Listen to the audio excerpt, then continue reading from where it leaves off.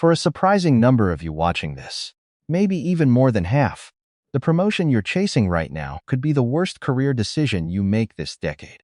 Not because you're not capable, not because you're not ambitious, but because the job above you may reward an entirely different skill set than the one that made you successful enough to be considered for it in the first place.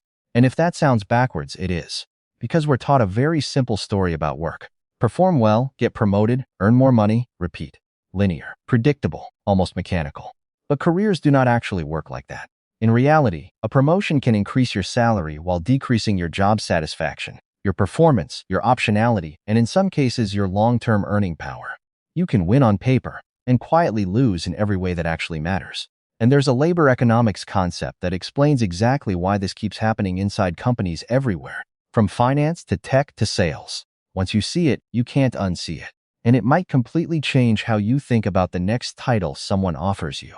In this video, I want to prove something that sounds irrational at first. Saying no to a promotion can sometimes be the most financially intelligent move in your entire career. We're going to walk through the economics behind that, the data, the management research, the decision-making framework, and most importantly, how to know whether the next step up is actually a step forward or just a better paid version of the wrong job. Hey, I'm Brian, and I spend way too much time thinking about careers, incentives, money, and the invisible systems that shape how people work. If that's your kind of thing, if you like making decisions based on expected value instead of corporate mythology, subscribe, because this topic sounds like career advice, but it's really about economics, and it affects your income more than most people realize. In 1969, Lawrence J. Peter published an idea that was framed almost like satire, but it turned out to describe corporate life with uncomfortable precision. He called it the Peter Principle. And the idea is brutally simple. In any hierarchy, people get promoted based on how well they perform in their current role, until they reach a role they're no longer good at.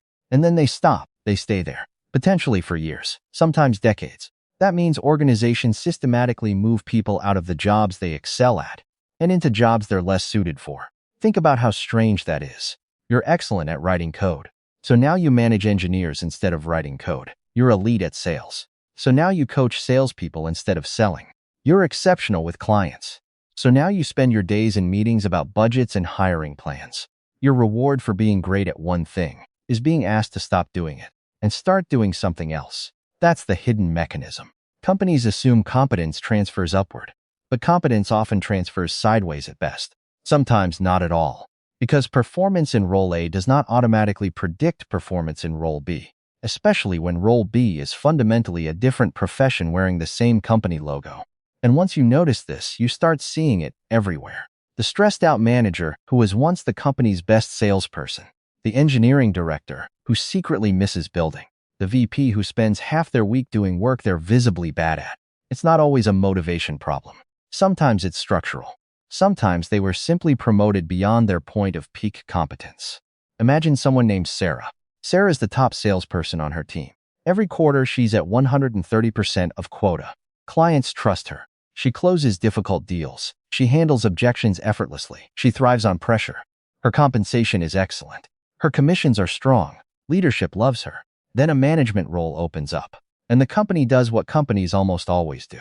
They promote Sarah. Everyone celebrates. It looks like success, new title, more visibility, higher base salary, direct reports, career progression. But 6 months later, Sarah's miserable because Sarah's job is no longer sales. Now she's running one-on-ones, reviewing pipelines, mediating conflict, coaching underperformers, hiring, forecasting, managing personalities, explaining strategy, giving feedback, documenting performance issues.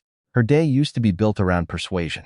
Now it's built around patience, and those are not the same skill.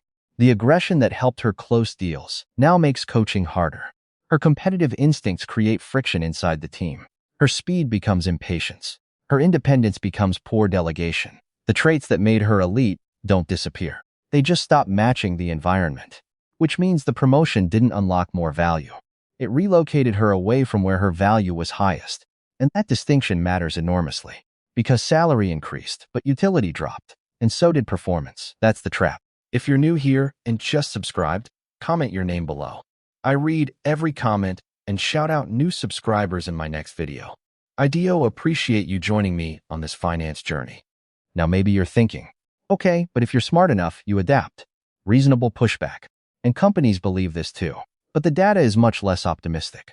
A study published in the Quarterly Journal of Economics examined exactly this question using performance and promotion data from more than 200 firms and roughly 53,000 workers. Researchers focused specifically on sales organizations, which makes this useful because sales performance is unusually measurable. Revenue is visible. Quota attainment is visible. Manager performance can be tracked through team outcomes. So researchers asked a straightforward question.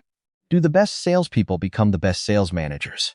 Intuitively, most executives would say yes. The answer was no, and not just slightly no. Decisively no.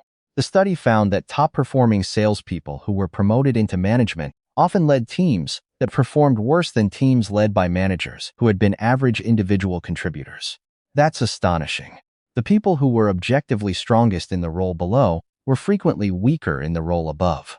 Why? Because selling and managing are economically distinct forms of productivity. A salesperson creates value directly. One person, one output stream, one relationship, one deal. A manager creates value indirectly, through leverage, through systems, through coaching, through multiplying other people's output. And those require different incentives, different behaviors, different emotional regulation, different patience thresholds, different communication styles. In other words, being excellent at producing value yourself is not the same as being excellent at helping 10 other people produce value. And companies confuse those two things constantly, which is why promotions often feel like rewards, right up until the moment they start feeling like penalties. And there's another reason promotions can feel so disorienting, even when the role itself technically fits you. It's a statistical effect called regression toward the mean. And once you understand it, a lot of career confusion suddenly makes sense. Here's the simplest version. You usually get promoted after an unusually strong period, a peak quarter, a huge client win, an exceptional year, a visible stretch of performance that gets leadership's attention. But peak performance is rarely pure skill. It's skill, yes, but it's also timing, opportunity, market conditions, team support, sometimes luck. And when all those stack in your favor, your performance spike. That spike becomes your reputation.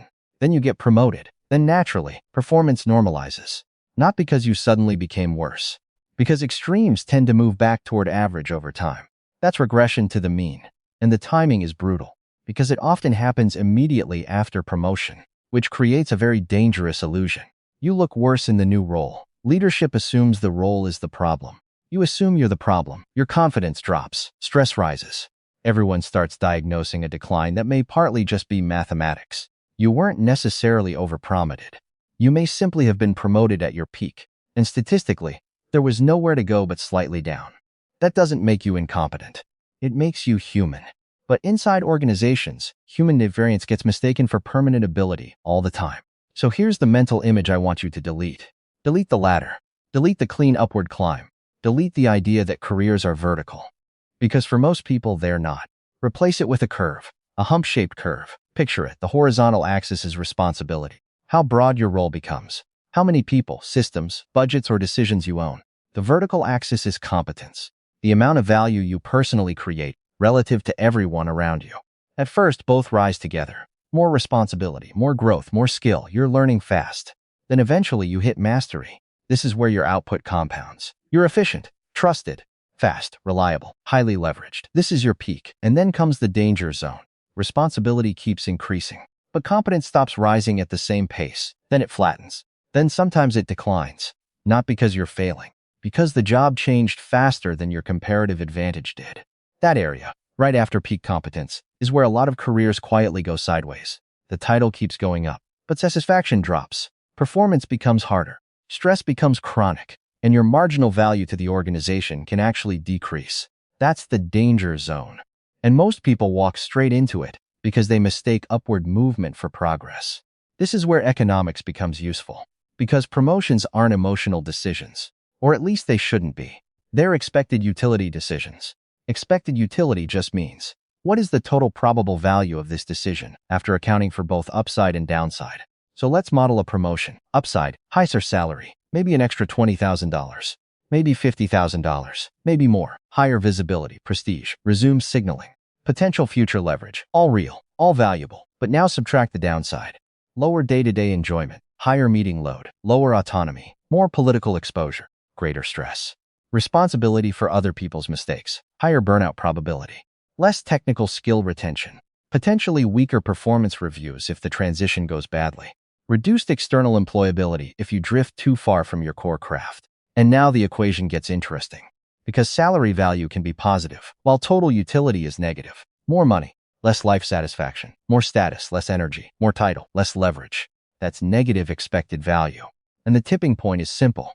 If the marginal compensation gained is smaller than the marginal utility lost, the promotion is irrational, even if everyone around you congratulates you for taking it. So how do you actually say no without damaging your career? Here's the framework I like. I call it the peak value framework.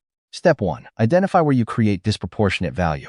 Ask yourself, what do people consistently come to me for? Where is my output unusually strong? What feels difficult for others but almost natural for me? That's usually your edge. Protect it. Step 2. Separate advancement from management. These are not the same thing. Management is one path, not the path. You can progress through expertise, strategy, execution, technical leadership, revenue generation, client ownership. There are many ways to become more valuable without collecting direct reports. Step 3. Push for a senior individual contributor track. Titles like senior specialist, principal, staff strategist, senior advisor. These roles often preserve both autonomy and compensation. And increasingly, good companies are building them intentionally because they've seen what happens when every high performer gets funneled into management. Step 4. Use language that frames refusal as leverage, not hesitation, not fear, not lack of ambition. Something like, I'm excited by the opportunity. The place I believe I create the most value right now is as a deep operator in this function, and I'd love to explore ways to increase scope without moving into direct people management. Or, I'm very interested in growing here. I just think the highest return version of that growth is through expertise rather than team management. Or even simpler, I'm optimizing for contribution and long-term impact more than title progression. That changes the entire conversation. You're not declining responsibility. You're choosing the highest value form of responsibility. That's a power move. And that's the part most people miss. Saying yes to a promotion feels ambitious, but sometimes saying no is the more sophisticated decision. Because not every promotion is progress. Some are just expensive distractions with better titles. The smartest person in the room isn't always the one climbing fastest. It's often the one who understands exactly where their competence compounds and refuses to be pulled away from it. The goal was never to climb forever. The goal is to know where you create exceptional value and stay close enough to it for that value to keep compounding over time. If you found this useful, hit like. It genuinely helps the algorithm surface this kind of evidence-based career content to more people. And I'm curious, have you ever taken a promotion you regretted or turned one down and been glad you did? Drop it in the comments. I read everyone, and I'll see you in the next one.